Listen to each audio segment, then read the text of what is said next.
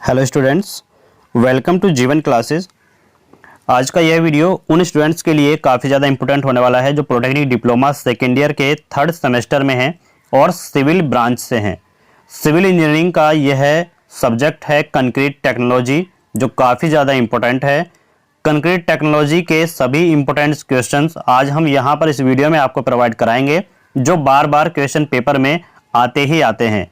तो polytechnic diploma second year के third semester concrete technology के इंपॉर्टेंट क्वेश्चंस आप यहां पर देख लीजिएगा। इंपॉर्टेंट क्वेश्चन के साथ साथ आपको सॉल्यूशन भी यहां पर दिया जाएगा। आपको कहीं पर भी कोई बुक या कोई भी मॉडल पेपर खोलने की जरूरत नहीं है। प्रीवियस ईयर के क्वेश्चंस और आने वाले सभी आगामी परीक्षाओं के क्वेश्चंस आपको यहां पर मिलने वाले हैं। इंपॉर्टेंट क्वेश्चंस न्यू सिलेबस के अनुसार भी यहां पर आपको मिल जाएंगे। सभी स्टूडेंट्स जो भी इस वीडियो को देख रहे हैं, यदि वीडियो अच्छा लगे तो वीडियो को लाइक जरूर कर देना, और जो स्टूडेंट्स हमारे चैनल पर नए हैं तो चैनल को सब्सक्राइब जरूर कर लें और बेल आइकन को प्रेस करना न भूलें, क्योंकि जब भी हम कोई वीडियो अपलोड करते हैं तो उनका नोटिफिकेशन आपके मोबाइल पर सबसे पहले पहुंचेगा। हमारा यह पूर्ण विश्वास है कि इस वीडियो के माध्यम से आप कंक्रीट टेक्नोलॉजी में एक अच्छा स्कोर बना पाएंगे, अच्छा स्कोर कर पाएंगे। प्लीज सपोर्ट जीवन क्लासेस। चलिए स्टार्ट करते हैं। Polytechnic second year third same concrete technology का यह सब्जेक्ट है और क्वेश्चन है अन्य भवन निर्माण सामग्री की तुलना में कंक्रीट से क्या लाभ है, और कंक्रीट के उपयोग भी लिखने हैं। तो यहां पर आपको बताना है कि कंक्रीट से लाभ क्या है अन्य भवन निर्माण सामग्री की तुलना में। जैसे कि हमारे पास आयरन है, ठीक है, स्टील है, ठीक, ये सभी जो अन्य मटेरियल हैं, इनकी तुलना में कंक्रीट की क्या विशेषताएं हैं और कंक्रीट का क्या लाभ है। तो चलिए बात करते हैं इसी के बारे में। सबसे पहले हम बात करेंगे जोड़ रहित रचनाएं होती हैं, इसका लाभ क्या है। सबसे पहले तो ये है कि जोड़ रहित रचनाएं होती हैं, यानी कि इसमें कोई ऐसा जोड़ नहीं होता। जैसे अगर हम स्टील का, इस्पात का हम कोई स्ट्रक्चर बनाएंगे तो उसमें हमें जोड़ लगाने पड़ेंगे, बोल्ट लगाने पड़ेंगे बार बार, लेकिन जो कंक्रीट होता है उसमें ऐसा कुछ नहीं होता, जोड़ रहित रचनाएं होती हैं। सुगठ्य अवस्था में कंक्रीट को किसी भी आकार में ढाला जा सकता है। सबसे पहला पॉइंट तो यह है। कंक्रीट रचनाओं में इस्पात व लकड़ी कार्य की भांति जोड़ नहीं लगाने पड़ते हैं। सबसे बड़ी बात तो यह है, सबसे बड़ा फायदा इसका यही होता है। नेक्स्ट है विशेष गुण। इसमें क्या होता है कि सीमेंट कंक्रीट एक कृत्रिम पत्थर है, ठीक है। एक क्या है, कृत्रिम पत्थर है, जो प्राकृतिक पत्थर से सामर्थ्य यानी कि मजबूत और टिकाऊ है, और उसकी आयु भी ज्यादा होती है। जलरोधकता, अग्निरोधकता इत्यादि गुणों में ये बेहतर सिद्ध हुआ है, ठीक है। यानी कि जो प्राकृतिक पत्थर होता है उससे मजबूत बन जाता है, जलरोधक होता है, इसकी आयु भी ज्यादा होती है, टिकाऊ उससे ज्यादा होता है, और इसके गुण जो है उससे बेहतर पाए गए हैं, ठीक है। इसी के साथ अनुरक्षण व्यय इसका एक लाभ है। अनुरक्षण व्यय क्या होता है, कंक्रीट संरचनाओं का अनुरक्षण व्यय लगभग शून्य होता है। इस पर इस्पात या लकड़ी की भांति रंग रोगन की आवश्यकता नहीं होती। हमें क्या करना पड़ता है कि लकड़ी को गलने से बचाने के लिए उस पर पेंट कर देते हैं, जल्दी खराब ना हो, और स्टील को, इस्पात को जंग से बचाने के लिए हम क्या करते हैं, उस पर पेंट कर देते हैं, जैसे कि वो जल्दी खराब ना हो, उसका ऑक्सीकरण ना हो, ऑक्सीडेशन ना हो सके, ठीक है। तो अगर ऑक्सीडेशन होगा तो वो जो है बेकार हो सकती है, जल्दी खराब हो सकती है, उसकी आयु कम हो सकती है, मजबूती कम हो सकती है। लेकिन कंक्रीट में ऐसा नहीं है। कंक्रीट में लकड़ी या इस्पात की भांति रंग रोगन की आवश्यकता नहीं पड़ती है। मितव्ययी क्या होता है, कंक्रीट की संरचनाएं इस्पात, प्रकाष्ठ आदि से सस्ती पड़ती है, क्योंकि इसके संगठक प्रचुर मात्रा में सब जगह पर अधिक मूल्य पर उपलब्ध हो जाते हैं, यानी अधिक मात्रा में आपको मिल जाते हैं, ठीक है। एक होता है कि इसमें जो है साफ सुथरी संरचनाएं बनती है जो आकर्षक लगती हैं देखने में। तो सीमेंट कंक्रीट की रचनाएं साफ, समतल, चिकनी, कठोर व विशाल होती हैं, जो देखने में भी आकर्षक लगती हैं। और एक है उपलब्धता क्या है कि उपलब्धता में यह अच्छा है। अच्छा प्रकाष्ठ अब कठिनाई से मिलता है, क्योंकि देश में जंगल लुप्त हो रहे हैं, ठीक है। यानी कहने का मतलब यह है कि लकड़ी के स्ट्रक्चर बनाने में हमें जो है काफी ज्यादा खर्च करना पड़ता है, और अच्छा से अच्छी लकड़ी हमें जो है नहीं मिल पाती है। इस्पात काफी महंगा है, परंतु कंक्रीट के संगठक सीमेंट, बालू, गिट्टी सभी स्थानों पर सामान्य मूल्यों पर मिल जाते हैं। अतः कंक्रीट तैयार करने में कोई दिक्कत नहीं आती है, और तैयार कंक्रीट भी अब बाजार में उपलब्ध है, तो इसकी उपलब्धता भी काफी ज्यादा आसान है इस्पात और लकड़ी के मुकाबले, ठीक है, तो ये थे इसके लाभ। और देख लेते हैं, एक है सरल उत्पादन। कंक्रीट का उत्पादन जो है सीधा व सरल है, बहुत ही ज्यादा सिंपल है। वांछित ढलाई में इसे सुगट्टी अवस्था में किसी भी आकार में डाला जा सकता है। हम जो है फर्मे लगाते हैं और उसको उसमें जो है कंक्रीट डाल देते हैं, तो कंक्रीट डालने पर वो जो है उसी शेप में हमें जो है मिल जाता है, बहुत ही आसान है। सामर्थ्य क्या होता है, कंक्रीट की संपीड़न सामर्थ्य ईंट व लकड़ी के से अधिक होती है, ईंट से और लकड़ी से अधिक होती है जब हम सीमेंट की कोई स्ट्रक्चर बनाते हैं तो। ठीक है, संगठक क्या है, इसके संगठक आसानी से उपलब्ध हो जाते हैं। ठीक है, सभी जो इनकी जरूरत की चीजें हैं वो आसानी से उपलब्ध हो जाती हैं। ठीक है, उपयोग क्या है, कंक्रीट का उपयोग बड़ी इमारतें बनाने में, पुल बनाने में, बांध बनाने में, जलाशय बनाने में या फिर सड़क निर्माण में इसका प्रयोग होता है। तो कंक्रीट की बहुत ज्यादा विशेषताएं हैं, लाभ हैं, जो इस्पात और लकड़ी से हमें जो है नहीं मिलता है। ठीक है, तो इस तरीके से आप जो है अपनी लैंग्वेज में और भी इसे बढ़ा करके लिख सकते हैं। हमने आपको यहां पर समझा दिया है किस तरीके से आपको ये लाभ बताने हैं। ठीक है, जो आपको लाभ लगते हो, अपने मन में आ रहे हो, वो भी आप अपनी लैंग्वेज में यहां पर लिख सकते हैं। ठीक है, चलिए नेक्स्ट क्वेश्चन आपको देखने को मिलेगा कि शीघ्र जमने वाले सीमेंट यानी कि रैपिड हार्डनिंग सीमेंट पर एक संक्षिप्त टिप्पणी लिखिए। शीघ्र जमने वाले सीमेंट क्या है, उसकी विशेषताओं के बारे में, वह कैसे कार्य करता है और वह क्या होता है उसके बारे में आपको बताना है। तो देखिए, शीघ्र जमने वाला सीमेंट की अगर हम बात करेंगे तो यहां पर सबसे पहले देखिए, यह सीमेंट क्या करता है, यह सीमेंट की तुलना में शीघ्र कठोर होता है। यानी कि सामान्य सीमेंट है उसकी तुलना में शीघ्र कठोर हो जाता है, यानी कि जल्दी ही ठोस हो जाता है।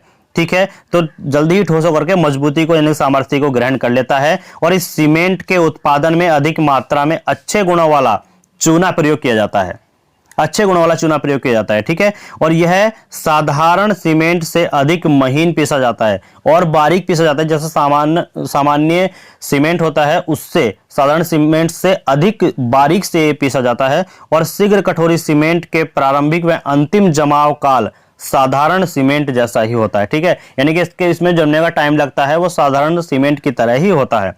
ठीक है, परंतु जमते समय इसमें से क्या होता है, अधिक ऊष्मा निकलती है और यह सीमेंट स्थूल यानी कि मास कंक्रीट कार्य के लिए उपयुक्त होता है। अधिक मात्रा में जब हमें कंक्रीट का कार्य करना होता है तो यह उसमें जो है उपयोगी होता है, वहां पर जो है ये काम आता है। ठीक है, इस सीमेंट में सामान्य सीमेंट की तुलना में, ध्यान रखिएगा, इस सीमेंट में क्या होता है, सामान्य सीमेंट की तुलना में अधिक पानी मिलाना पड़ता है और सीमेंट की लागत भी साधारण सीमेंट से लगभग कितनी 10% ज्यादा होती है। बस इतना ध्यान रखिएगा। इसमें जो हमारे पास सामान्य सीमेंट से दूसरा सीमेंट होता है तो उसमें क्या करना पड़ता है, पानी की 10% मात्रा ज्यादा मिलानी पड़ती है। क्यों, और क्योंकि मिलानी पड़ती है क्यों कि सीमेंट शीघ्र ही सामर्थ्य ग्रहण कर लेता है अतः निर्माण कार्य शीघ्र पूर्ण हो जाता है, यानी कि जो निर्माण कार्य है वो जल्दी ही इसमें पूरा हो जाता है। ठीक है, तो इसलिए हमें जो है इसको 10% पानी मिलाना ज्यादा पड़ता है क्योंकि इसमें से ऊष्मा ज्यादा निकलती है, पानी जल्दी सूखता है। ठीक है, तो निर्माण कार्य भी शीघ्र पूर्ण हो जाता है। ठीक, और एक बात और बता दें हमको कि फर्माबंदी जो है जल्दी हटाई जाती है। जो फर्मे में बंद करके हम स्ट्रक्चर बनाते हैं फर्मा लगा करके, तो फर्माबंदी भी जल्द हटाई जा सकती है इसमें। और इस सीमेंट की जो तराई है वो कम करनी पड़ती है, ध्यान रखिएगा, सीमेंट की तराई भी कम करनी पड़ती है और इस सीमेंट का उपयोग ऐसे कार्य में किया जाता है जहां पर शीघ्र भार पड़ने की संभावना है, एकदम से लोड पड़ जाए। ठीक है, जैसे पुल में, सड़क में, हवाई पट्टी में, या फिर कोई भी मरम्मत का कार्य हो, या फिर युद्ध काल में सैनिक निर्माण कार्यों के लिए यह सीमेंट विशेष उपयोगी होता है, ध्यान रखिएगा। ठीक है, तो यह था शीघ्र कठोरी सीमेंट या रैपिड हार्डनिंग सीमेंट के बारे में। ठीक है, अब देखिएगा नेक्स्ट है बालू का स्थूलन क्या होता है, बल्किंग ऑफ सैंड। बालू का स्थूलन क्या है इसे हमें समझाना है। बालू का स्थूलन या बालू का फूलना हम बोल सकते हैं। तो देखिएगा, हमें यह फिगर दिया हुआ है, तो देखिए ये तो परत है ऊपर की, यहां पर यह है पानी की परत। ठीक है, और यहां पर जो है ये बालू फंसी हुई है, वायु फंसी हुई है। ठीक है, इसके बीच में, और यहां पर बालू के कण है। ठीक है, यानी कि बालू के कण के ऊपर थोड़ी सी वायु फंसी होती है और फिर उसके ऊपर जो है एक हल्की सी पानी की परत होती है दोस्तों। ठीक है, तो देखिएगा बालू का फूलना क्या है, आइए इसको पढ़ते हैं। ठीक, तो यहां पर दिया गया है सतही नमी के कारण, सतह पर नमी जो होती है उसके कारण बालू के आयतन में वृद्धि और बालू का फूलना कहलाता है। ठीक है, तो याद रखिएगा बालू का फूलना किस कारण होता है, सतह में नमी के कारण बालू में फुलाव आ जाता है। बालू का इस प्रकार फूलना 20 से 40% तक हो सकता है। यानी कि देखिए कितना ज्यादा बालू फूल जाता है नमी के कारण, 20 से 40% तक यह फूल जाता है। ठीक है, सूखा बालू जब नमी के संपर्क में आता है तो इसके आयतन में वृद्धि हो जाती है और बालू के फूलने का कारण नम बालू में सतही तनन का क्या मतलब होता है, सरफेस टेंशन के कारण इसके कणों के चारों तरफ जो है पानी की एक बहुत महीन झिल्ली, बारीक झिल्ली जो है बन जाती है, जिसके कारण जो है फूला फूला लगता है। ठीक है, जो क्या करता है, कणों को एक दूसरे से दूर धकेलती है और इसके साथ ही पानी की परत व बालू के कण के मध्य कुछ वायु फंस जाती है। और जब वायु फंस जाती है तो इसके कारण कुछ अधिक जगह घेरता है। जब वायु भी उसके बीच में रहेगी, पानी की एक लेयर बन जाएगी कण के चारों तरफ, तो ये जो है जगह ज्यादा घेरता है। तो जगह जब ज्यादा घेरेंगे, हर कोई कण जगह ज्यादा घेरने लगेगा, तो बालू का कण या फिर बालू फूला हुआ नजर आता है। ठीक है, तो देखिएगा महीन बालू में समान नमी के लिए मोटी बालू की तुलना में वृद्धि अधिक होती है। इसको पॉइंट को याद रखिएगा, महीन बालू में समान नमी के लिए मोटी बालू की तुलना में वृद्धि अधिक होती है, क्योंकि महीन कणों की प्रति इकाई आयतन संख्या अधिक होती है और इसमें क्या करना होता है कि अधिक पानी समा जाता है। ठीक है, तो बालू का स्थूलीकरण जब हमें ज्ञात करना होता है तो उसके लिए हम जो है फॉर्मूला लगाते हैं। तो बालू का स्थूलीकरण का फॉर्मूला होता है गीली बालू का आयतन माइनस शुष्क बालू का आयतन अपॉन में शुष्क बालू का आयतन गुणा 100। देख लीजिएगा यहां पर आपको हमने सही तरीके से लिख के दिखाया है कि गीली बालू का आयतन माइनस शुष्क बालू का आयतन अपॉन शुष्क बालू का आयतन इंटू में 100, ये हो जाता है बालू का स्थूलीकरण का सूत्र। ठीक है, इस तरीके से आप इस क्वेश्चन को लिखिएगा, आपका कभी भी ये गलत नहीं होगा। ठीक है, चलिए नेक्स्ट क्वेश्चन आपके सामने है कि मिश्र अभिकल्प मिक्स डिजाइन की परिभाषा लिखें और इसके क्या उद्देश्य हैं ये भी आपको बताना है। तो मिश्र अभिकल्प यानी कि मिक्स डिजाइन की परिभाषा आपको देनी है, तो यह क्या है इसके बारे में भी आप जान लीजिएगा। ठीक है, तो देखिएगा यहां पर यदि आप बात करें कि मिक्स अभिकल्प यानी कि मिश्र अभिकल्प मिक्स डिजाइन की, तो अच्छी सामर्थ्य, याद रखिएगा, अच्छी सामर्थ्य तथा गुणों वाले कंक्रीट तैयार करने के लिए इसके संघटकों जैसे सीमेंट, महीन मिलवा, मोटा मिलवा या फिर पानी का युक्ति संगत अनुपात व मिश्रण कंक्रीट का मिश्रण अभिकल्प।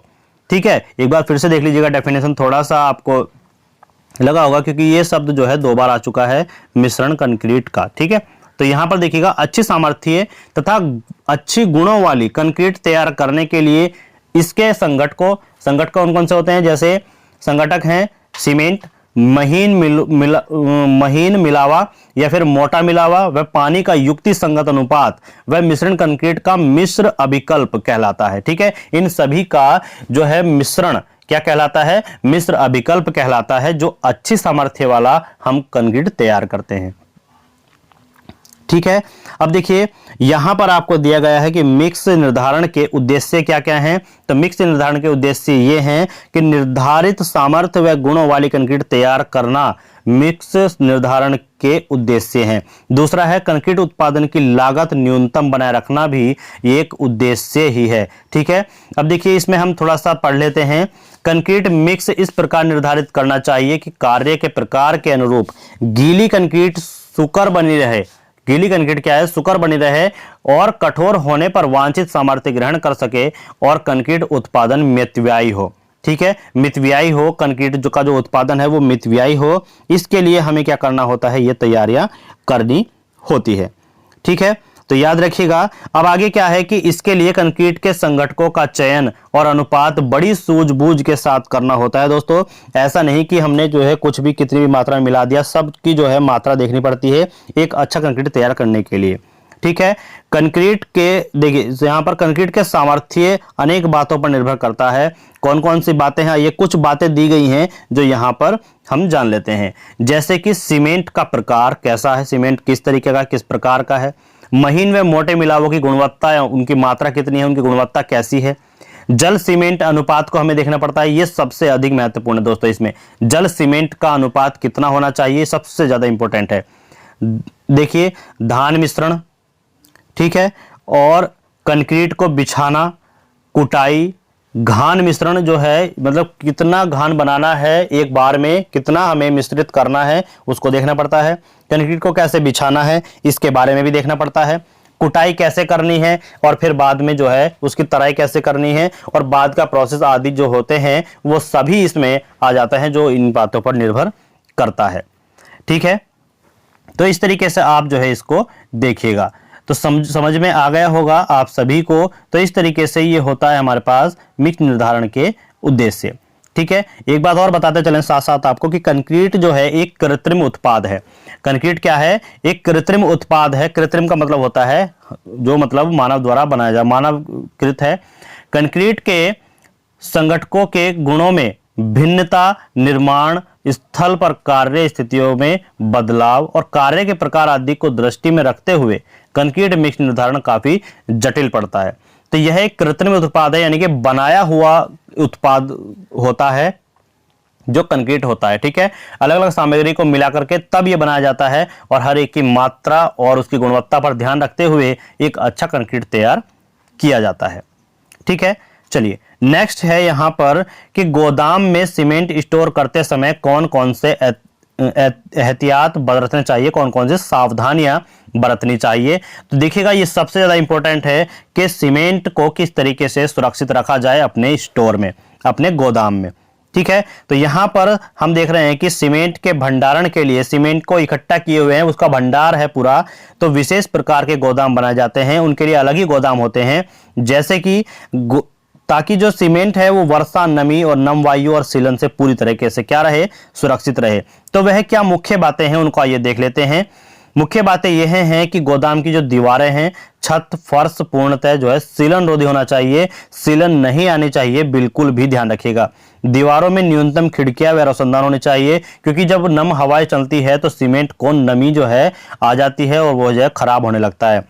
ठीक है, दरवाजों के आगे वर्षा रोधक लगे होने चाहिए, जिससे कि वर्षा की जो बूंदें हैं वो अंदर ना आ सकें, ध्यान रखिएगा। दरवाजों के आगे वर्षा रोधक लगे होंगे तो जो है काफी ज्यादा हेल्प मिलेगी सीमेंट को सुरक्षित रखने के लिए। भंडार जितना अधिक वायु रोधक होगा, भंडार जितना अधिक वायु रोधक होगा उतना अधिक सीमेंट को सुरक्षित रखेगा, ये आप ध्यान रखिएगा। ठीक है, सीमेंट उतने ही अधिक समय तक ताजा बना रहेगा, उतना ही अधिक समय तक सुरक्षित रहेगा। ठीक, गोदाम का फर्श ईंटों व कंक्रीट का बना होना चाहिए और यह सामान्य भूमि, ध्यान रखिएगा एक पॉइंट बता रहे हैं, यह सामान्य भूमि तल से 45 सेंटीमीटर, न्यूनतम है ये 45 सेंटीमीटर ऊपर स्थित होना चाहिए। किसी भी दशा में बाढ़ या फिर वर्षा का पानी स्टोर के अंदर नहीं घुसना चाहिए, वरना आपका सीमेंट जो है वो सुरक्षित नहीं रहेगा। ठीक है, इसी के साथ 2-3 पॉइंट और हैं वो आपको हम इसी तरीके से बता देते हैं। चलिएगा, देखिए सीमेंट के बोरे जो होते हैं वो सीधे फर्श पर नहीं रखने चाहिए, या तो लकड़ी के पटरे हों या फिर उनके नीचे कुछ ऐसा हो जो उनके डायरेक्ट फर्श के संपर्क में ना आ सके। ठीक है, तो सीमेंट के बोरे सीधे फर्श पर न रखकर लकड़ी के पटरों पर टिकाने चाहिए। ठीक है, एक बात तो ये हो गई। अब एक है कि सीमेंट के बोरों को दीवार से कम 30 सेंटीमीटर की दूरी पर जो चट्टे हैं, हम एक के ऊपर एक रखते हैं तो चट्टे बोलते हैं। ठीक है, तो एक के ऊपर एक रखना चाहिए। बोरों को एक दूसरे से सटाकर रखना चाहिए ताकि उनके बीच वायु का मुक्त परिचालन न हो, क्योंकि वायु जाएगी, नमी पकड़ेगी तो उसमें जो है प्रॉब्लम आ सकती है। ठीक है, तो ये थे हमारे गोदाम में सीमेंट को सुरक्षित रखने के जो भी उपाय हैं। ठीक, उपयोग के लिए क्या करना होता है, उतना ही सीमेंट बाहर निकालना चाहिए जो उसी दिन कार्य में लग जाए, क्योंकि बाहर की हवा जो है नमी की होती है, नमी पकड़ता है, सीमेंट जो है वो नम हो जाता है, खराब होने लगता है। ठीक है, चलिए आगे है क्वेश्चन है आपके पास कि कंक्रीट की तराई को परिभाषित कीजिए और इसके विभिन्न तरीके कौन कौन से हैं उनको भी बताने हैं। ठीक है, तो सबसे पहले कंक्रीट की तराई जो है उसको हम स्पष्ट कर देते हैं कि कंक्रीट की तराई क्या कहलाती है। देखिए क्यों होती है कंक्रीट की तराई, इसको आप जो है आप लोग जानते हो कि केवल आपको एक डायरेक्शन देनी है कि हमें आपको देनी है कि किस तरीके से आपको लिखना है। जानते तो सभी हैं इन चीजों के बारे में। ठीक है, देखिएगा, कंक्रीट पर पानी डालकर इसे नम बनाए रखने की प्रक्रिया ही क्या कहलाती है, तराई कहलाती है। सबसे पहला पॉइंट ये है, कंक्रीट पर पानी डालकर इसे नम बनाए रखने की प्रक्रिया तराई कहलाती है और इसे पकाई भी कहते हैं। ध्यान रखिएगा, इसे पकाई भी कहते हैं, और यह कंक्रीट मजबूती के लिए आवश्यक है। ऐसा करना जो है मजबूती लाता है, तो यह मजबूती के लिए अति आवश्यक है।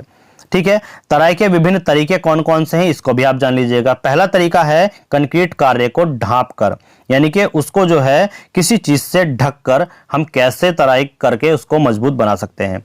तो नई डाली गई कंक्रीट जो अभी डाली हुई है, सूखने पर, थोड़ा सूखने पर क्या होता है कि नई डाली हुई कंक्रीट के वाष्पीकरण के कारण नमी को उड़ने से रोकने के लिए इसे तिरपाल से या फिर मोटे जल सह कपड़े से, जो जल को सोख कर रखता हो, उससे ढांप दिया जाता है। गर्म मौसम में कंक्रीट कार्यों को सीधे तेज धूप से अथवा वर्षा से बचाने के लिए यह विधि जो है उत्तम रहती है, जो हम बता रहे हैं कि किसी तिरपाल से या फिर जल सह कपड़े से उसको ढांप देते हैं। ठीक है, अब देखिएगा, अब इससे होता क्या है यह भी आप जान लीजिएगा। इससे होता यह है कि कंक्रीट के सेट हो जाने पर यह तिरपाल हटा दी जाती है। फिर बाद में कंक्रीट जो सेट हो जाती है तो यह तिरपाल हटा दी जाती है और किसी अन्य विधि से तराई की जाती है, जैसे पाइप से हमने पानी डाल दिया, ठीक है, ऊपर से, या फिर हमने जो है जो मतलब जल सहायक कपड़ा होता है उसको डाल दिया, नमी बनाए रखते हैं। ठीक है, इस तरीके से जो है उसकी तराई की जाती है। ठीक, दूसरा है कंक्रीट पर जो बोरे होते हैं, ठीक है, टाट के बोरे हम बोलते हैं, टाट के बोरे डाल देते हैं, तो कंक्रीट बोरे डालकर हम उसकी तराई कर सकते हैं। कैसे? कंक्रीट सतह पर टाट बोरे डालकर या फिर बिछाकर इसको गीला रखा जाता है, जिससे कि उसमें नमी बनी रहे और वो जो है अच्छा मजबूत हो सके। ठीक है, इसे वितरण या फिर मोटे जल सहायक कपड़े से भी ढांप सकते हैं, ध्यान रखिएगा। ठीक, और ये जब हम टाट के कपड़े से इस टाट के कट्टे जो होते हैं, बोरे होते हैं, उनको बिछा करके उनको गीला रखते हैं। क्यों रखते हैं? कि जिससे कि कंक्रीट नम बनी रहे और ऊर्ध्वाधर या फिर ऊर्ध्वाधर व ढालू सतहों पर आवरण को अच्छी तरह बांध देना चाहिए। ठीक है, जो वह जो है वहां से हटे ना, ताकि यह खिसके ना। ठीक, अब देखिए, टाट के बोरे जो होते हैं उन पर उचित अंतराल पर पानी छिड़कते रहना चाहिए, क्योंकि वे जो है उसके गर्मी के कारण सीमेंट के सूखते रहते हैं, तो उस पर पानी डालते रहना चाहिए ताकि तराई काल में यह सूखने ही न पाए, अन्यथा कंक्रीट तराई पूर्ण नहीं हो पाएगी। ठीक है, तो यहां पर प्रायलित जो होता है कंक्रीट स्तंभों या फिर दीवार होती है कंक्रीट की, ठीक है, उनके लिए यह तराई विधि उत्तम रहती है। ठीक है, ध्यान रखिएगा। अब यहां पर आप देख लीजिएगा किस तरीके से है।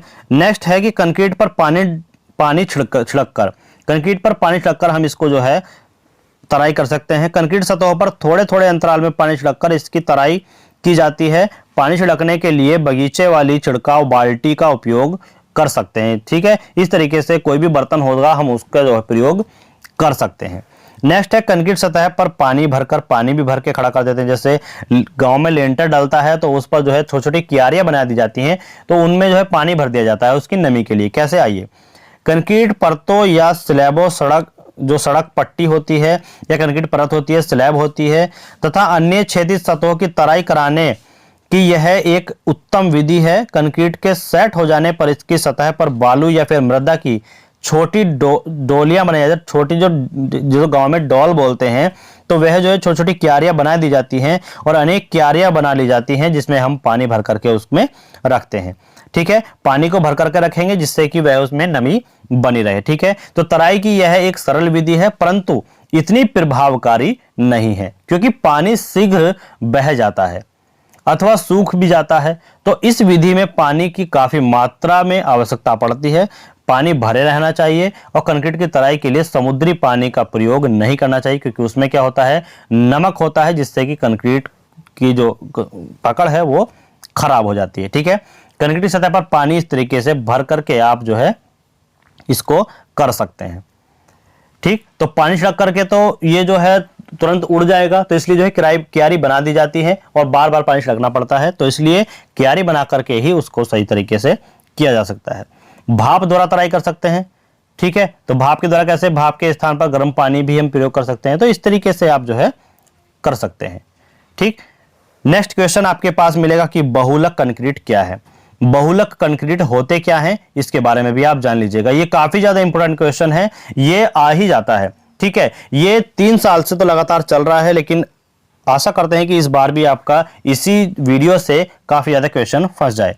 तो तो चलिएगा जान लेते हैं बहुलक कंक्रीट क्या होता है, पॉलीमर सीमेंट क्या होता है। ठीक है, तो देखिएगा सबसे पहले इसमें दिया गया है कि साधारण सीमेंट कंक्रीट रंध्रुमय होती है।